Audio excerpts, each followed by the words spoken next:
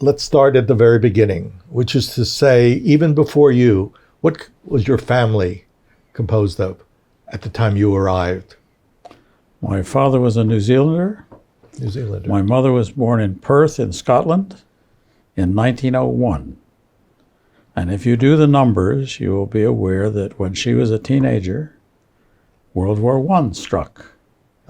And the British Isles sent the cream of its male youth to World War I, and relatively few of them came home. Yes, sadly. There was hardly anyone for her to marry. Her older sister never did marry. She spent a summer in Grenoble, and there she met a New Zealander who had been carrying a rifle during World War I and had been discharged at the end of the war in Europe so he could get his education. And she glommed onto him so fast you wouldn't believe it. And 3 years later, they were married in Melbourne, Australia. And I'm glad they met in Grenoble. I owe a big debt to Grenoble. I owe my life to Grenoble. You do. And I know they stayed in the same boarding house. I do not know what went on in the boarding house. I was not present. Well, but you can guess. But one can speculate, yes. And but then, when I've quizzed them about it, yes, they both became quite silent. So I wouldn't be surprised if some things did go on. Speaks volumes. But here's the peculiarity. You were not born in Grenoble. You were not born in Melbourne. You were born in Nebraska. How did that happen? Well, the Depression happened, and there was no work. And so they agreed they were married in, I don't know, 1935, 36, something like that. They agreed that they would take the next work that was available. And it was in Christmas Island, south of Singapore. They had a daughter at the time who died quite young. And they went back to Britain.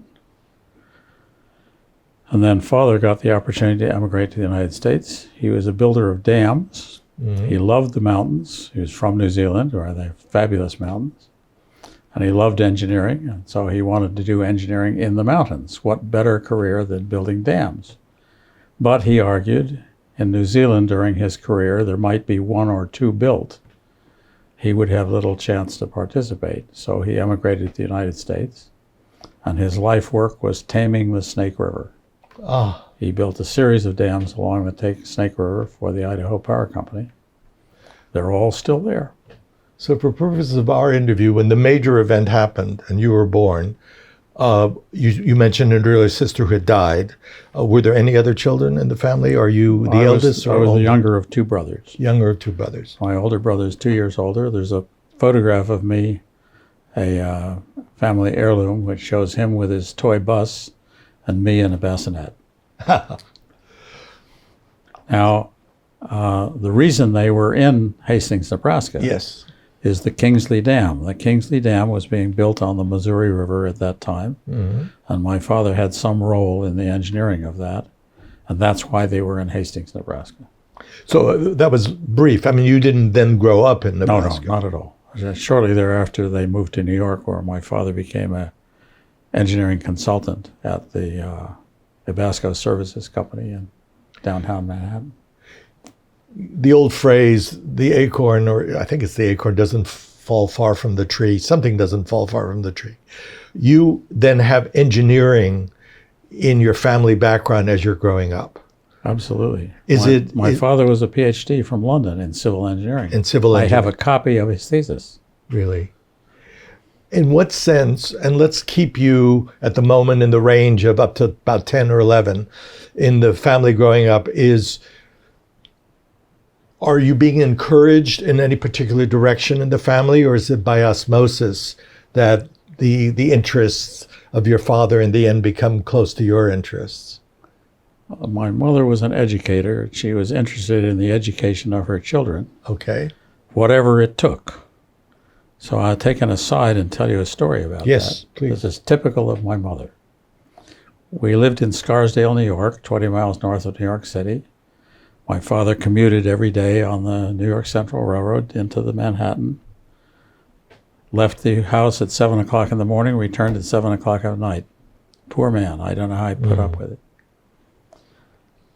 my brother and I were trying to become ham radio operators, and to do that we had to learn the Morse code. So we had a key to key up Morse code, and we had a buzzer on that, and we would practice sending Morse code to each other. And that key was sat in the front hall of the house, and the mailman came in one day and said, "We need to collect postage on this letter that was insufficiently stamped." And he started keying on this key faster than we had ever heard Morse code sent. And he said, "Are you boys trying to learn Morse code?" And we said, "Yes." He said, "I'll teach you." His name was Ted. I never knew his last name. His name was Ted. He had been a military radio operator in the Pacific Theater during World War II. He had sent Morse code all day, received Morse code all day. That was his job. He was very good at it. So every day, it was summer, so we were home from school. Every day about 11 o'clock, Ted would come to the front door, and he would come in, give us a half-hour lesson in the Morse code, and then he would go on about his runes. It was years later that I figured out what this did to my mother's reputation in the neighborhood. And my mother surely had figured that out long before it started, and she just didn't give a damn. Her boy's education was far more important than her reputation in the neighborhood. Extraordinary. And that is typical of my mother. Is she pushing you in any way? Is she just trying to find out? She was just encouraging. Encouraging. Very encouraging. I never felt pushed. I felt encouraged. At this time in school, and let's make you 7 at the moment, you're in a public elementary school? Oh, yes. I went to the Edgewood Elementary School. It was 6 blocks from home. I used to ride my bicycle in every day and ride bicycle home. And again, it's still a young life, but are you finding certain interests that you're being drawn to? Well, we know you're playing around with Morse code and things like that, but are you feeling yourself drawn to certain subjects rather than others? It's still elementary school, but... Well, there were 2 things that happened to me. One is I remember my mother explaining to me the English words for arithmetic. Per is the English word for divided by. Miles per hour is miles divided by hours. Of is the English word for multiplication. 1/2 of 5 is 2.5. You multiply the 5 by 1/2 and you get 2.5. And if you think about mathematics using the English words, it all becomes very easy. That's one thing that occurred. The other thing that occurred to me was I like to put together blocks. I like to put together Tinker Toys, that kind of stuff. Right.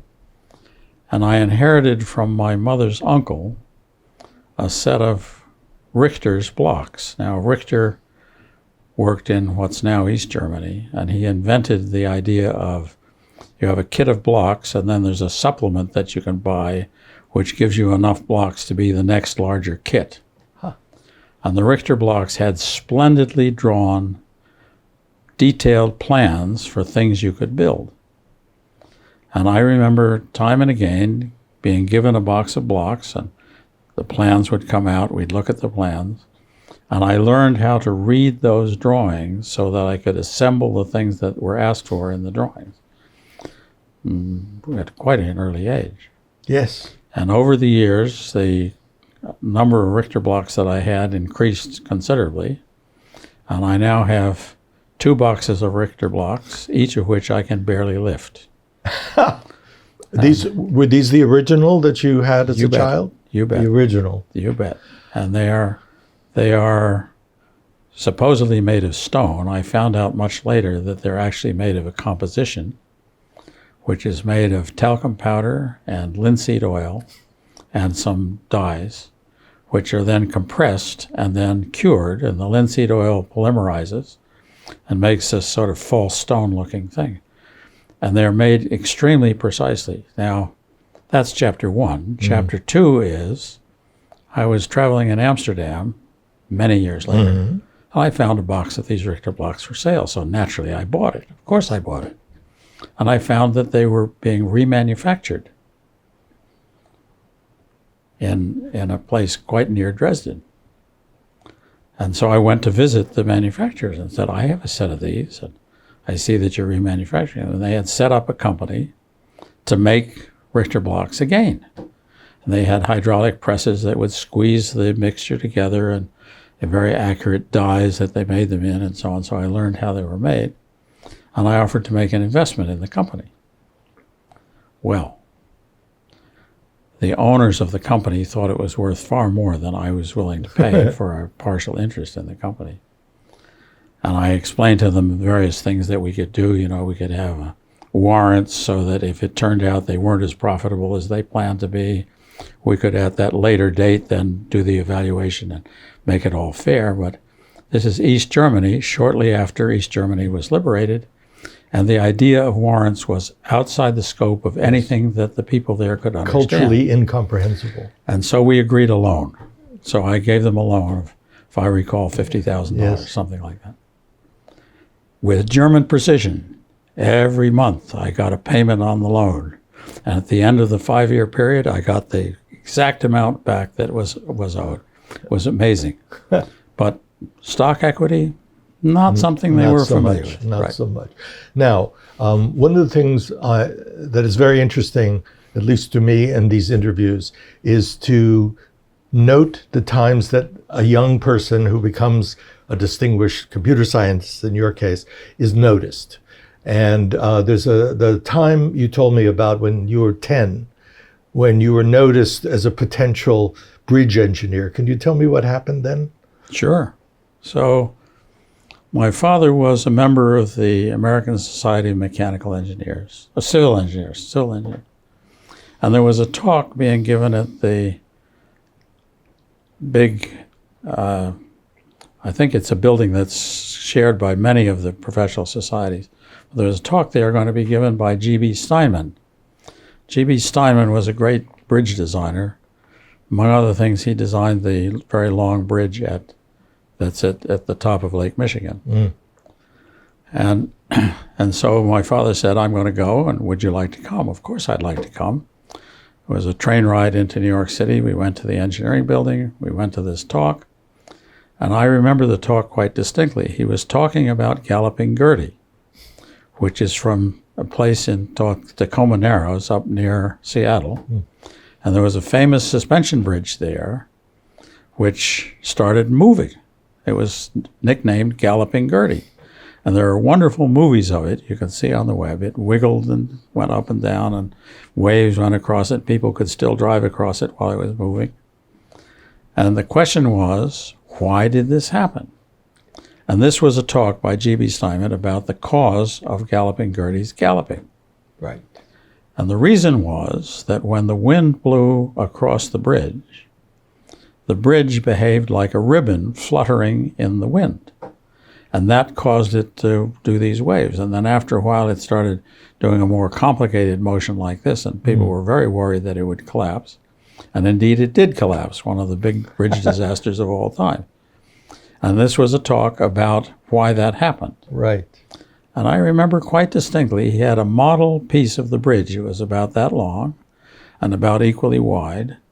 And he had it hung on springs, which he said were calculated to represent the flexibility of the rest of the bridge. And then he took an ordinary fan and blew a fan at it, and sure enough, it did its thing. And he said it could have been saved if they had taken some heavy trucks and put them on the windward side, which he demonstrated by putting some metal blocks on the windward side, and sure enough, it steadied out.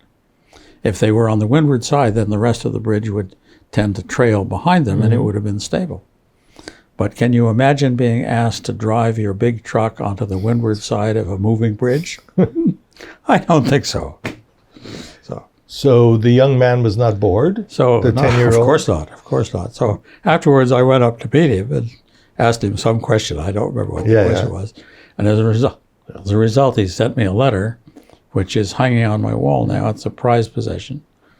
And he said, you'll probably be a great bridge engineer at some time in your life. Sorry, I don't design bridges. But it's clear that engineering was in in my future. Right. Now let's go to your future, but not so far into your future. I want to get you into high school. Is that a good time to track another stage of your development? Yeah, fine time. Okay. What's happening in high school? What kind of high school? Again, Well, it was Scarsdale High School. Scarsdale High. And in the Tender Trap, who was the star of the Tender Trap? Debbie Reynolds, I think, said, we're going to move to Scarsdale because everybody knows it has the finest high school in the country.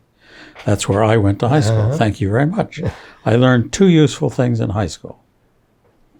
One was how to type. And this is a skill which has stood me in good stead the rest of my life. The other one was how to run a 16 millimeter movie projector, a skill which is now totally unnecessary to anybody. By the way, I have the same experience. I was the only man in the typing class in high school, and it had the same effect on my life. So we have that in common. Is somebody noticing you? You have a good teacher who is encouraging you in any direction, or are you mostly self-motivated and directed at this point? No, well, I like the science classes. And I went through the science classes in short order. When I was in 10th grade, when I was in 9th grade, I had the opportunity, 10th grade, I had the opportunity to sit in the physics class, which was a senior class, at the same time that my older brother did. So my older brother and I both took the physics class from the same teacher at the same time. So we could talk about the problems, and we were laboratory partners, of course, in the experiments that we did and so on. And his name was Mr. Clark. And he used to call us the Sutherland brothers. The Sutherland brothers. Do the Sutherland brothers know the answer to this question? He was a fine teacher, and we learned a lot of physics. I remember a lot of things that we learned when we did experiments about heat and electricity and forces and so on. It was a good class in the sense that the laboratory was really quite instructive. Of course, if we had any real questions about it, we could go home and ask my father. Right, exactly. So there was a source of any help that we needed at home. And we were both amateur radio operators. So we had a 500-watt amateur transmitter in our basement and an antenna put around the house. And we used to talk to all kinds of places on the amateur radio. One of the things often commented on in what I've read about you in preparation for this is that computers come into your life very early, or certainly your interest in it. Can you talk about that meeting? You bet. So Mother liked to go to conferences in various places where there were interesting people, and she was a member of the Society for General Semantics. There was a conference that they held at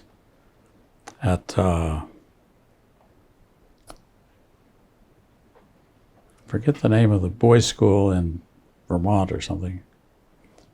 Phillips Exeter Academy. There was a meeting at Phillips Exeter Academy. And Mother took me to this meeting, and I went to all the lectures and listened to the people. And there was at that meeting a man by the name of Edmund C. Berkeley. Now, Edmund C. Berkeley was a very early participant in computing. He wrote a book called Giant Brains, which you can look up if you want. And he published a little magazine called Computers and Automation. And he kind of took my brother and me under his wing. We used to go down to New York City to see him on a regular basis.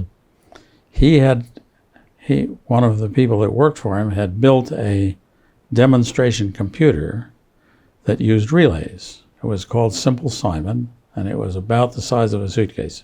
It's about that wide, about that deep, and about 4 inches thick. And it had 100 or so relays, which you could see operate. It had a paper tape reader, which would read a program from the paper tape and then execute the program by using the relays. Well, it was not a very big machine in the sense of computing power. It had 2-bit words. That's 20-bit words. And it had memory made of relays, and there were only a dozen relays used in its memory. So its memory was limited to 12 bits. It was not a stored program computer. The program was on the paper tape. So it was not a stored program. Almost incomprehensible now, yes. It was completely understandable. How it worked, everything it did was completely understandable. And Berkeley let us take this computer home. So I had my own portable personal computer when I was in junior high school. This is 1950. Yeah, mid-50s, something. Well, the early 50s. Early 50s, okay. And I started programming. So this computer could add numbers up to 3, 2 bits, 1, 2, 3, up to other numbers up to 3. Or if you did double precision arithmetic, it could add numbers up to 15 to other numbers up to 15 to get answers up to 30. And it could subtract, it could do logical operations. It had a little input-output. You would light lights and so on. And I thought it would be interesting to make it divide. Now, to do division requires a conditional operation because you have to test whether the numerator is bigger or smaller than the denominator and then behave accordingly. Division requires a conditional operation. It had a paper tape program. There were no conditionals. So the first thing I had to do was to add a wire to Simon. So I figured out I could add one wire and provide a single conditional operation, which was conditional stop, the only conditional I could have. So my divide program was about 6 feet of tape, if I remember. And the first short section of it tested to see whether the denominator was 1. And if the denominator was 1, it's easy. You take the numerator, you put it out in the output, and you stop. If that doesn't work, you continue on. Then you test if the denominator is 2. That's pretty easy too. You take the numerator, you shift it one place to the left, to the right, put it out on the lights, and you stop. Dividing by 3 was the rest of the tape, was another 5 feet of tape or so. And I'm sorry, I forget how I did that, but no doubt by cases and stop. I don't know what it was, but it did work. And if you read Giant Brains, you'll find my name mentioned in it as the high school student who made Simon divide. So I'm going to call you a prodigy. Maybe it's too strong a word, but it's beginning to sound like it. But the prodigy is now in high school and thinking of the next step. How do you get guidance into how to develop this interest? I think I was a product of a home that just had education everywhere in the home. So, I mean, I was kind of destined to be an engineer, right? There was never a question in my mind as to what my career was going to be. And yet, of course, this is a time where computer science, as it will evolve, is in a very early stage. So computer science hadn't been invented. So you couldn't very well in high school say, I'm now going to Carnegie Mellon to do computer science. What are you saying to yourself, or what is your guidance counselor telling you about university? Well, it was clear I'd go to university. I mean, there was never a question about it. University, but engineering school? So we looked at a bunch of universities, as people of that age do. And Carnegie Tech at that time had a wonderful scholarship program called the Westinghouse Scholarships. Very famous. This is not the Westinghouse Science Talent Search. This is another scholarship solely at Carnegie Tech that was the Westinghouse Scholars. And I won one of those. And so the finances said Carnegie Tech is the place to go. That's why I went to Carnegie Tech. Carnegie Tech is in Pittsburgh, which is 1 day's drive from New York City. Right. So we set off, and I went to Carnegie Tech and got installed in the dormitory and was there for the next 4 years. At some point, you have to pick a major. It was obviously electrical engineering. Look, I was a ham radio operator. I knew about radio transmitters. I knew about Ohm's law. I knew the basics of electrical engineering. So it's electrical engineering. Are you required for an undergraduate degree to do a kind of thesis? No. No.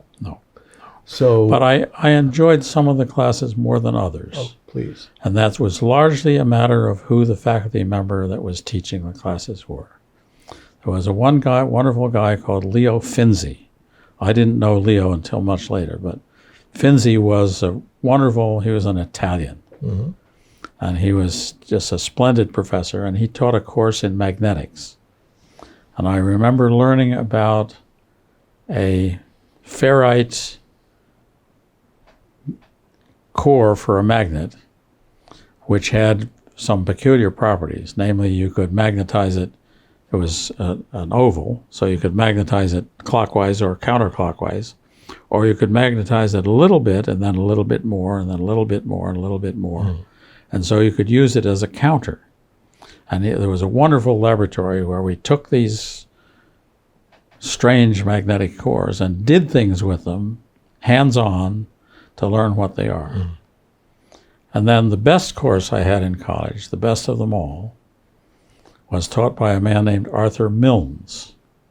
And Arthur Milnes was a semiconductor guy, and he had built some devices for his senior laboratory and electronics course. One of them was a silicon bar, which had an ohmic contact on each end, so you could run a current down this bar. It's about a centimeter or so long. And then there was a rectifying junction just inside of that, two of them, so you could inject minority carriers at one and pick them up at the other. And you could measure the time that it took for them to drift through the bar. And it turns out in a semiconductor, the carriers move relatively slowly.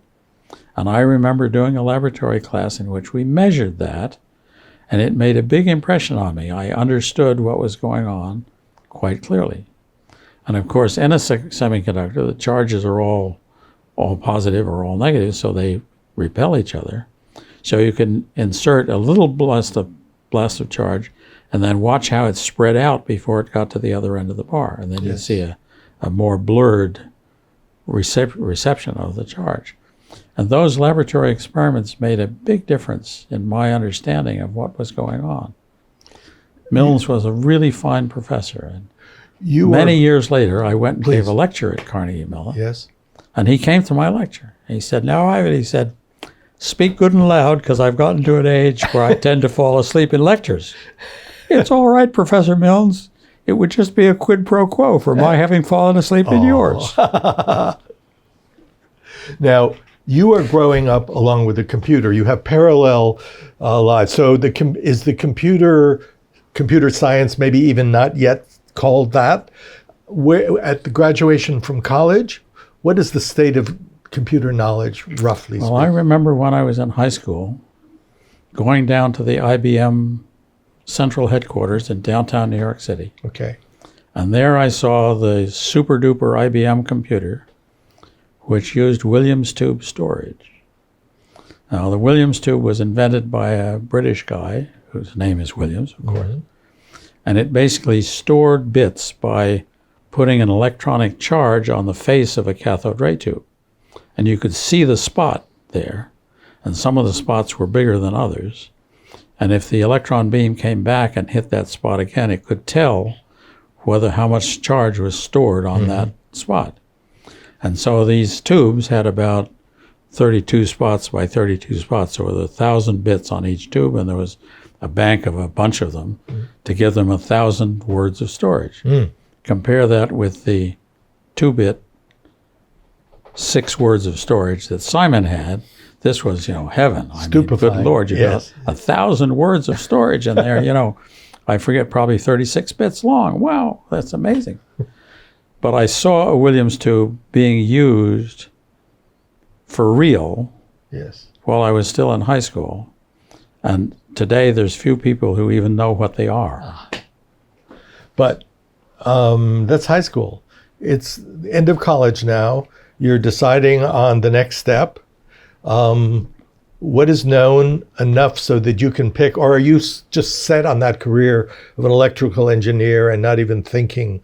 No, I did some computing things. I wrote a paper for the IEEE, for the student paper contest for the IEEE, and I got a trophy for that. And Milnes drove me to State College, Pennsylvania, where the state contest was, and I gave a talk and stuff like that.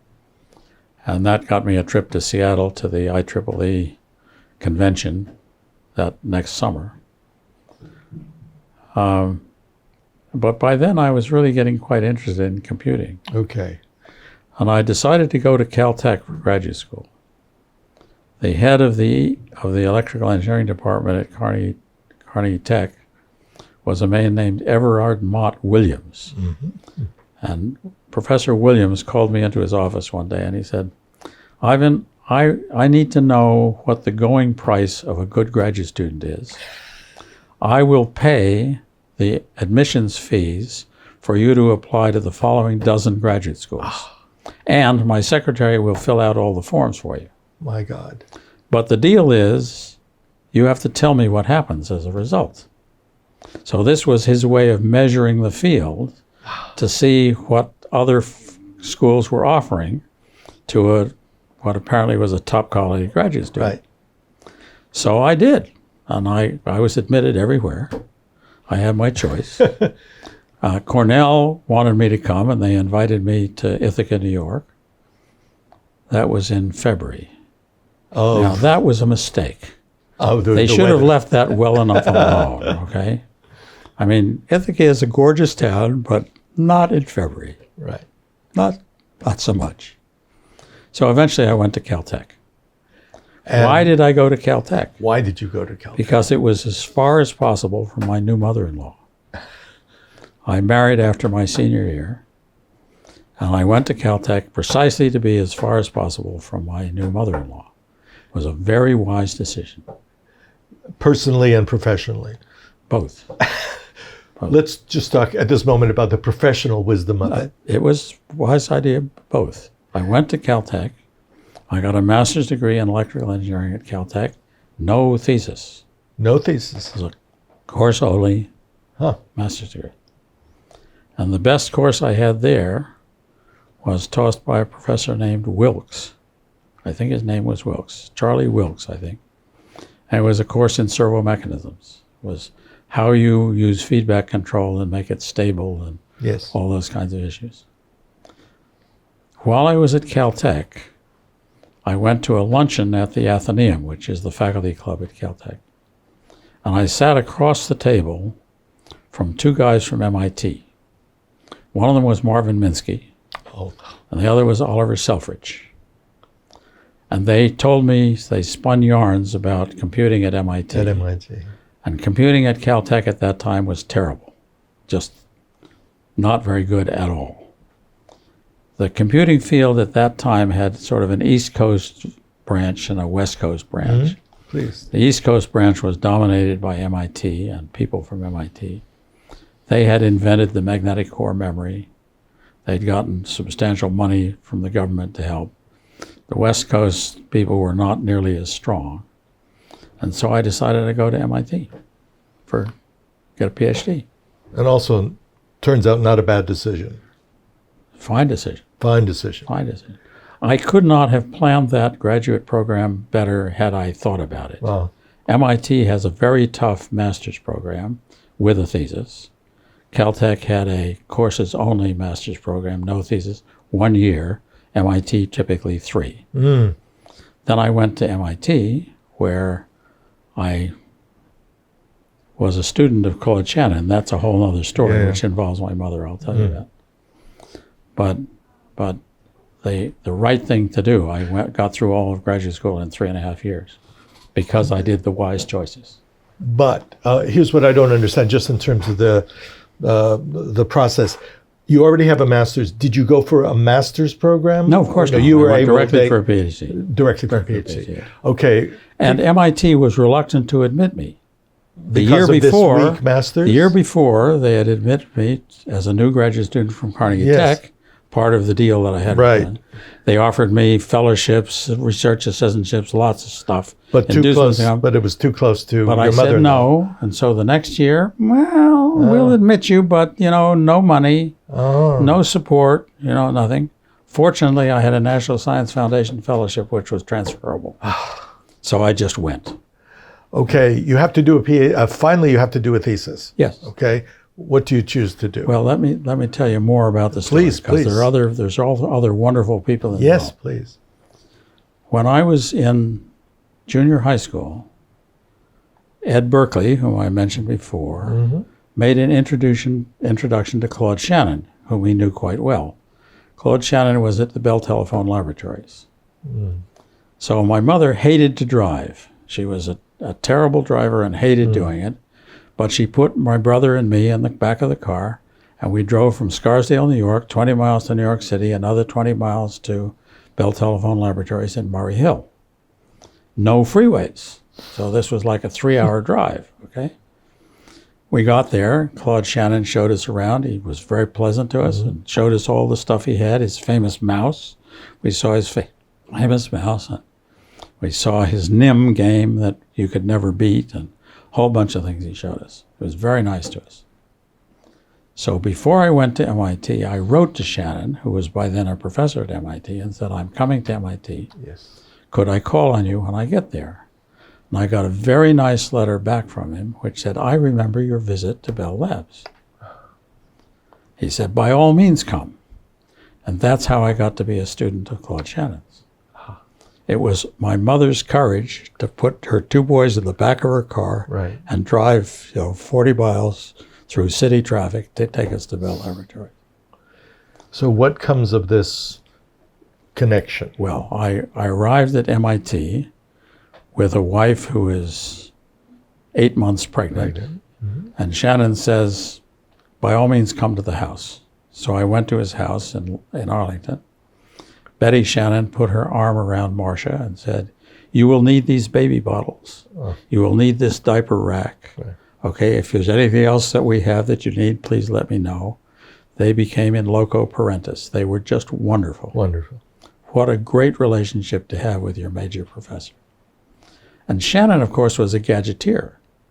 He had all kinds of stuff in his basement, and I kind of understood stuff. I had been to Canal Street and bought all kinds of stuff, war surplus. And so I was able to work with Shannon on 2 levels. One was sort of a professional level. The other was a sort of hobbyist level of what can we make neat out of this?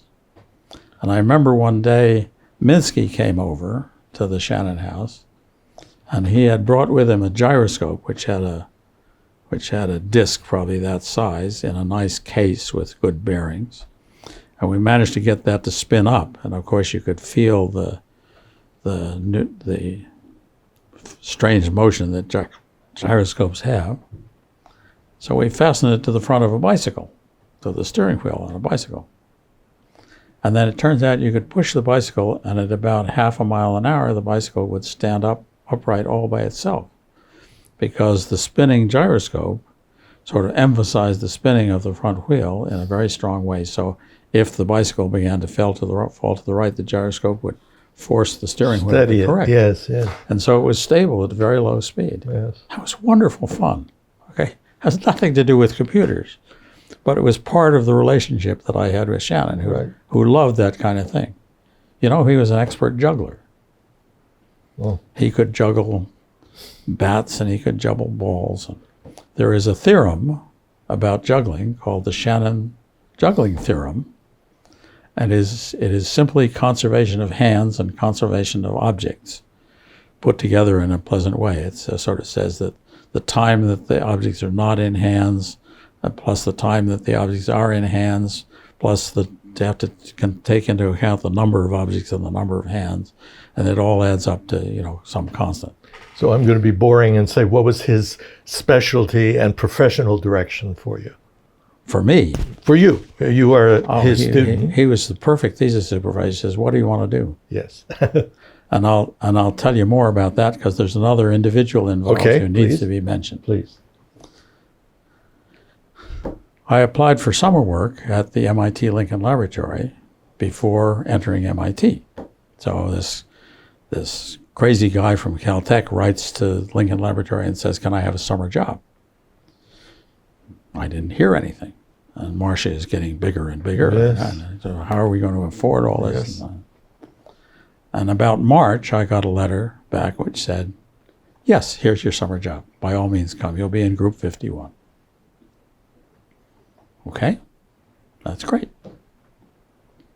Years later, I found out the backstory.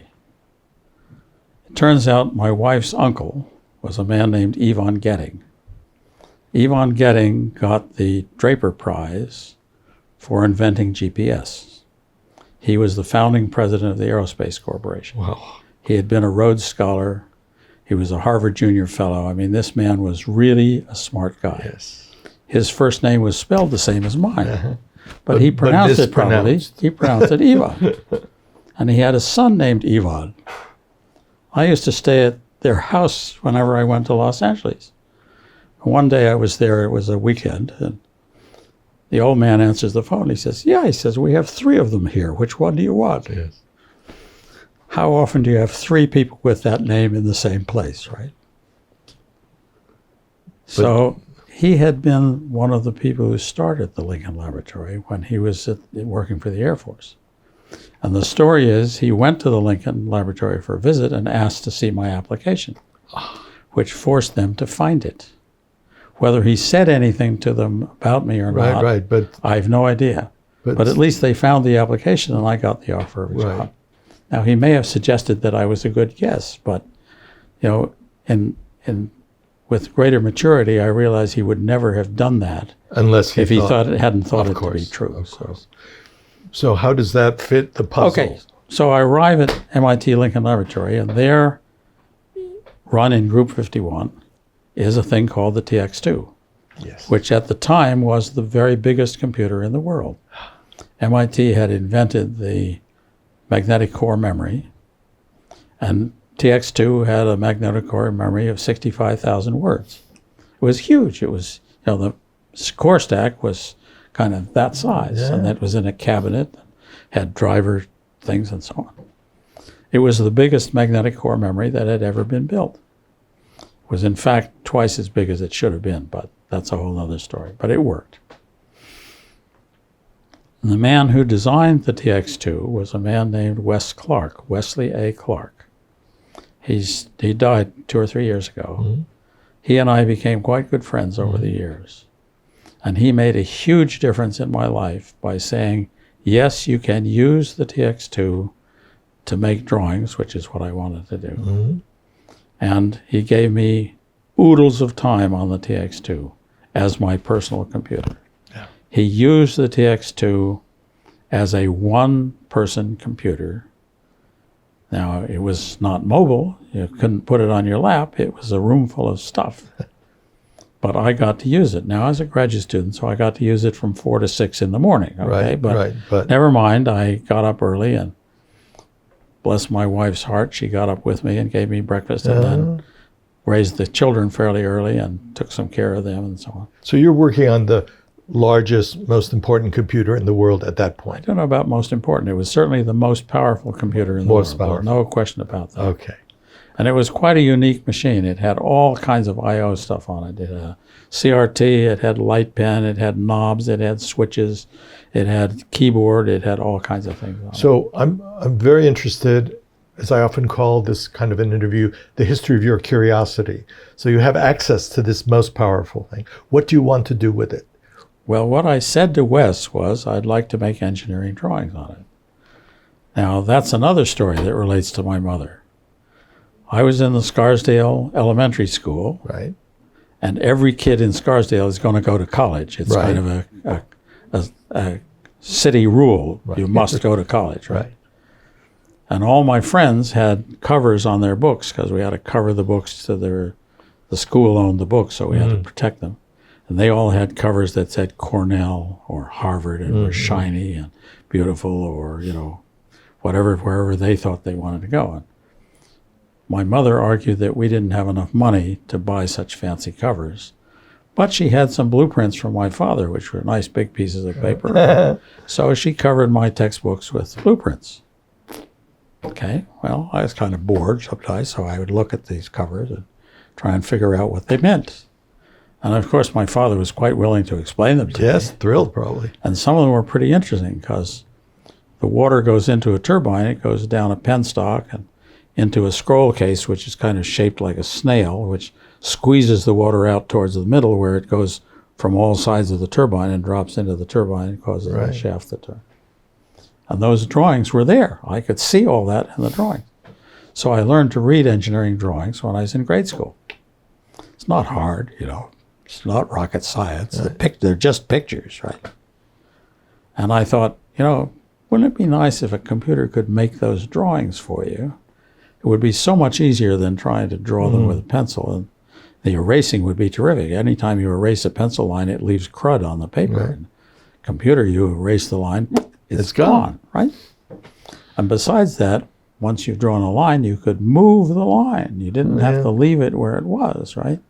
And you can see movies of Sketchpad today on the web. The best movies are narrated by Alan Kay. Ah, yes. So, but watch his movies and then you'll see Sketchpad in action.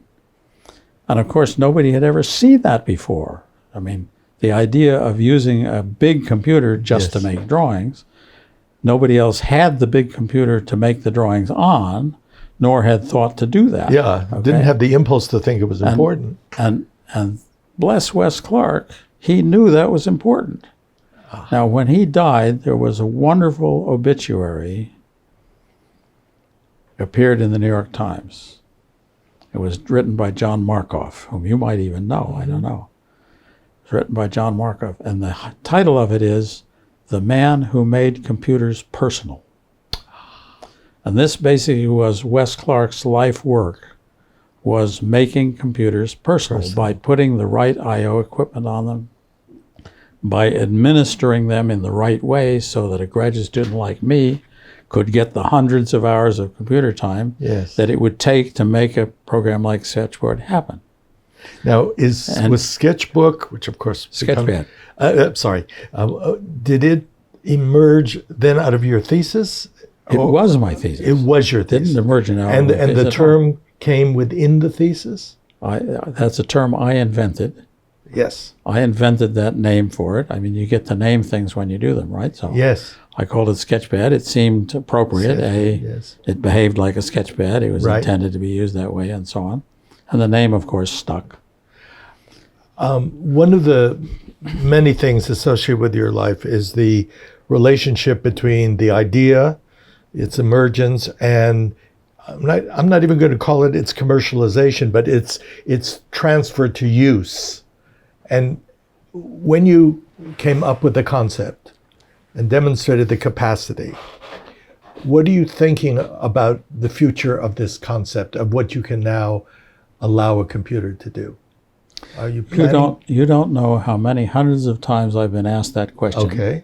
And how many hundreds of times I've given the correct answer, which has said I wasn't thinking about any of that at all. Okay.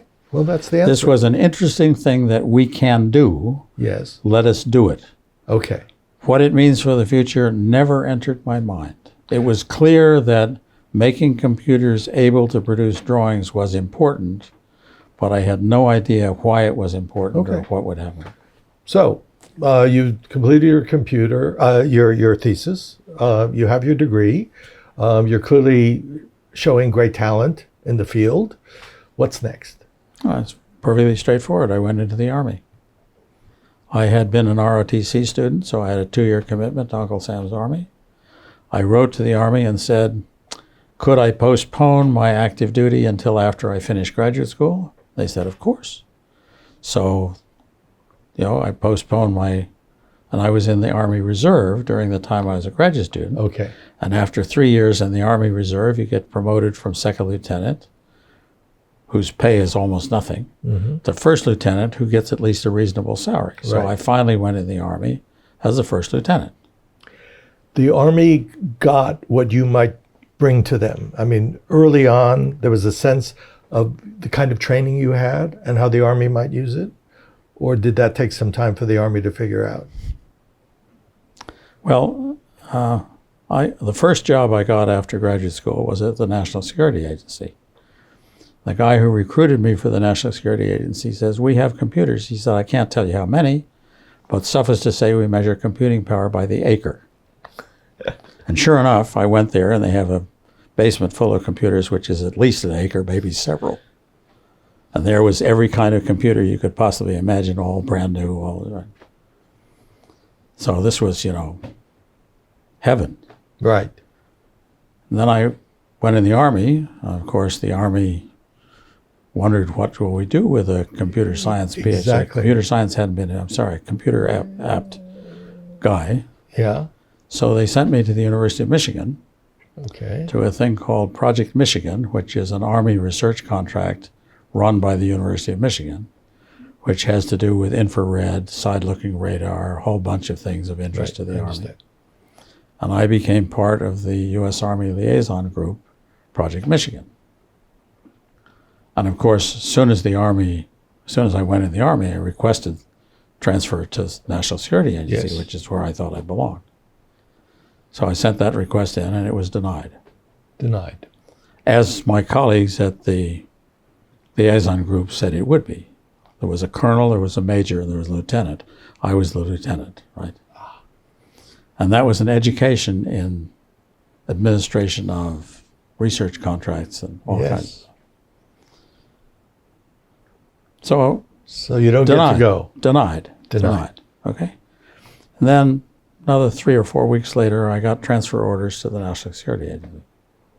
Turns out they had asked for me. I had asked to be sent there, but they had more pull with the Army than I did. So their request was granted, mine was denied. So you wound up. So I got transferred back to the National Security Agency. As you entered that world, what did you think about the competence of those around you? I mean, they had acres of capability. What about their imaginative use of the material? The military service learned long ago that brains win wars. Alan Turing single-handedly figured out how to break the German master codes. Right. And that made an enormous difference to World War II. Right. He may have won World War II, but you can't tell, but Churchill always refers in his memoirs to my most secret source, which was in fact Alan Turing. There was a splendid case in which Hitler sent orders to Rommel in Africa. There was a garble between Berlin and Africa. There was no garble between Berlin and England.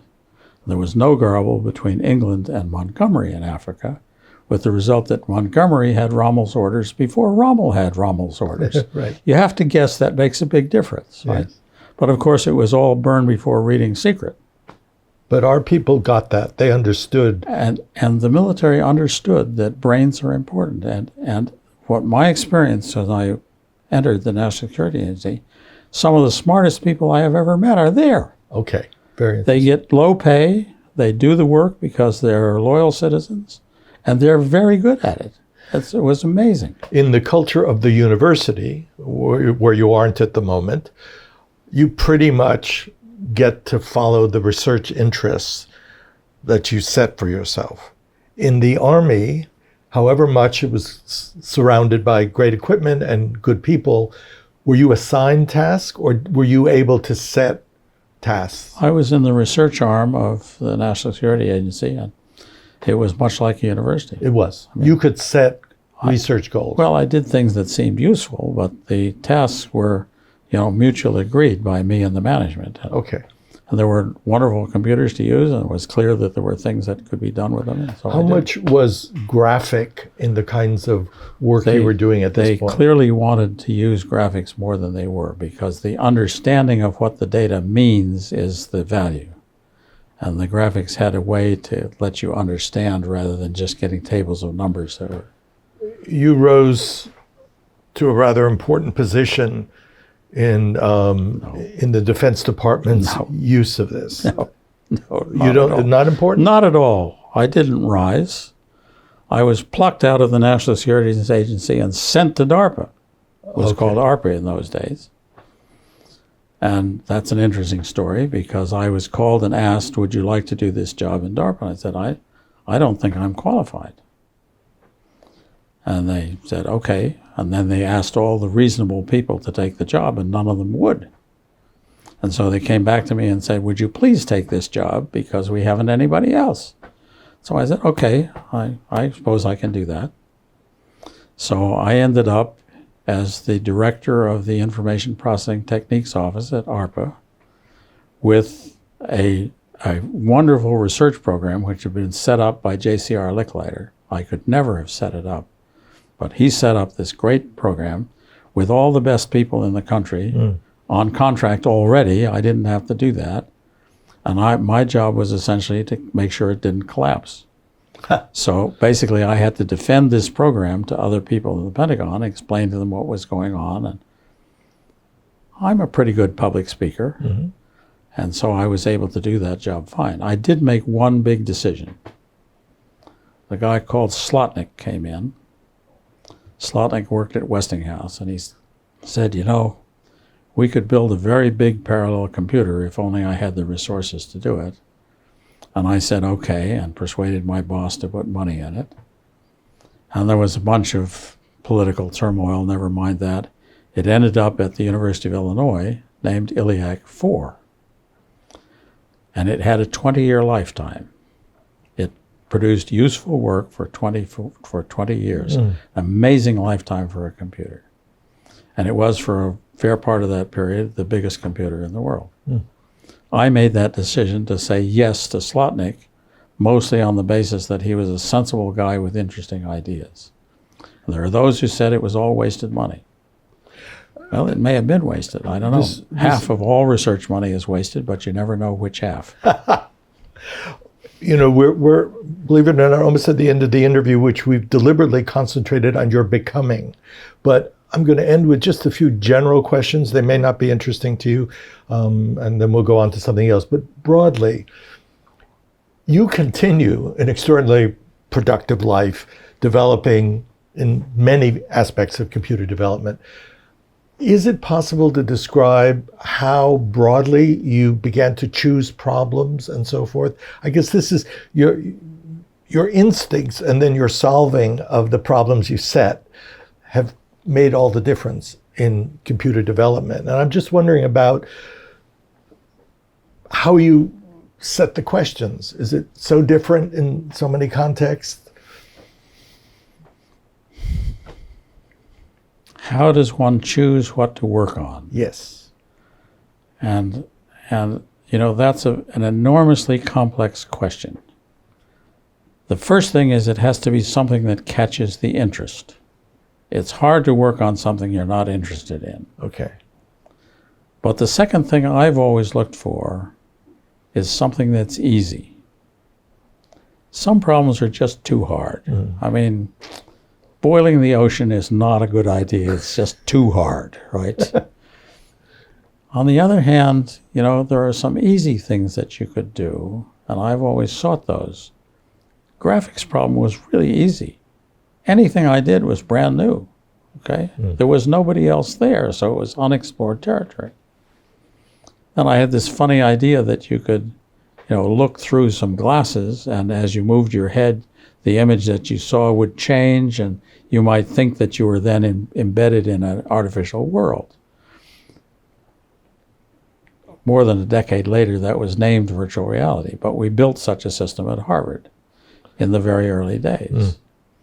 And that was a no-brainer. I mean, I saw the experiment of a helicopter pilot looking through such glasses and looking around the world as the infrared camera below the helicopter turned enslaved to his head, and he thought he was at the camera. And I said, hey, we don't need a helicopter. We don't need a camera. We can use a computer. A no-brainer. I knew it would work before we ever built it. It was a no-brainer. But nobody had tried it before, and so it was new. Yes. Then I'm sitting in London at the University of London trying to make fast self-timed circuits. And we didn't have SPICE. We couldn't simulate the circuits. So in order to figure out how to make them fast, we had to do the mathematics. The mathematics turned out to be outstandingly simple. So I wrote a book about it. It's called Logical Effort. And then that mathematics allows you to figure out how to make your transistors the best size to make the circuits very fast. Yes, I understand. That was easy stuff. I mean, I don't believe in working on problems that are too hard. They're just too hard. Why would you bother? And now I got interested in asynchrony. Almost all computers march to the beat of a clock. Well, okay, but then you have to distribute a clock pulse over the entire computer. And so the design paradigm that you use says everything in this machine changes at the same time. It's in a certain state, and then the clock ticks, and it's now suddenly in another state, Yes. and it's now suddenly in another state. That's wonderful for the human mind. But Mr. Einstein says simultaneity over space doesn't happen. Huh. It takes 15 minutes for information to get from Mars to Earth. Okay, and it takes even longer for information to get from Alpha Centauri to Earth. So why do you think that the information over an entire chip can all change instantaneously? It can't. And the transistors have been getting faster and the chips have been getting bigger, but the speed of light hasn't been improving in the meantime. And so we're now faced with the problem that the time it takes to get a signal across a chip is much larger than the interval that you have for a clock. And that causes all kinds of nasty problems. Well, for the last 30 years nearly, I've been the center focus of my attention. Was also the center focus of Marley's attention. Yes. We met at the principal conference in this field. I should say Marley is your wife. Yeah, Marley is my wife. And colleague. And partner in research. Yes. And so we met at a conference, at this principal conference, and you know, we got to know each other, and over time, when the time was appropriate, I went courting and eventually said yes to an important question, and we've been together and happy ever since. And you are, as research partners, interested in the same You bet. problems. The question is, how do you deal with the transport time of getting information from here to there in some comfortable way that allows you to think about a system which does not have a clock? And we've solved that problem. We know how to do that. Well, at a moment of eureka triumph, we end this interview. Okay. Thank you so much.